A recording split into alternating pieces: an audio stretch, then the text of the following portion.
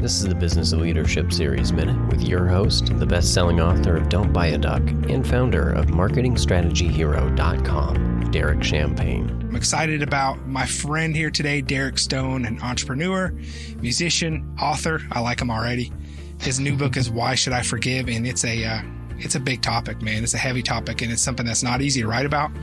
And I'm glad that you did. Derek, thanks for spending a few minutes with us today.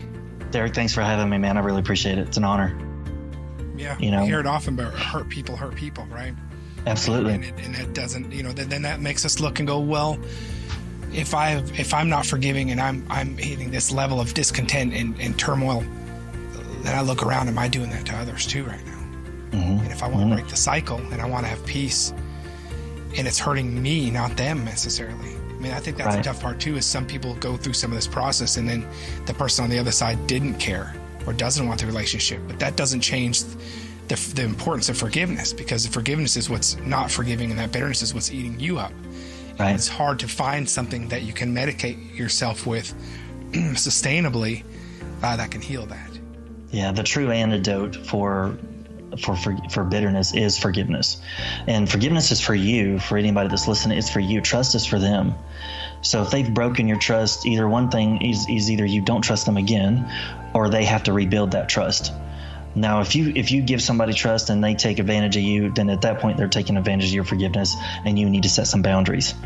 But remember that the forgiveness is for you, trust is for them. Remember, you're not justifying what somebody did to you. You're just allowing yourself to move on emotionally to a better place. Yeah, so. I appreciate that, Derek. Thanks. I know it's a tough topic to talk about. It feels raw.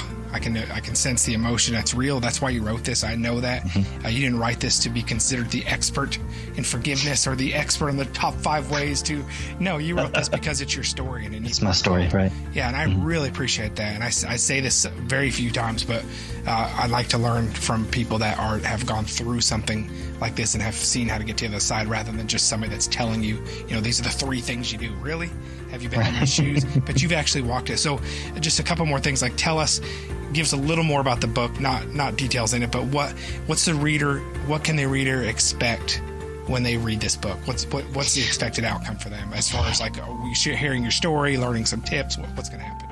Yeah, they're mostly going to get a roadmap of how to do it, because I addressed so many things that I faced when I was trying to do it, and somebody asked me a couple of days ago, hey, is it just a one and done thing for you? And in the long term, yes, it is, where you look at it, because somebody could hurt you today and it make you so angry and crazy. But then you go to bed and you're thinking, I don't need to go to bed like this. I'm gonna say out loud that I forgive this person. The next day, you may still not feel like you forgave that person, but you're gonna say it out loud, I forgive this person. And then, day 3 goes around and you're actually starting to feel, oh yeah, I did forgive that person. Day 4 or 5, you just don't even notice it anymore. You know what? I did forgive that person. That's awesome. And then at that point, you just walk on. But there again, that's the trust part. You're trusting them. So I would say it's kind of a roadmap to kind of show you everything that I came across that I could have used as an excuse today to keep me from forgiving. I pushed through it and kind of tried to put it into terms that you could follow.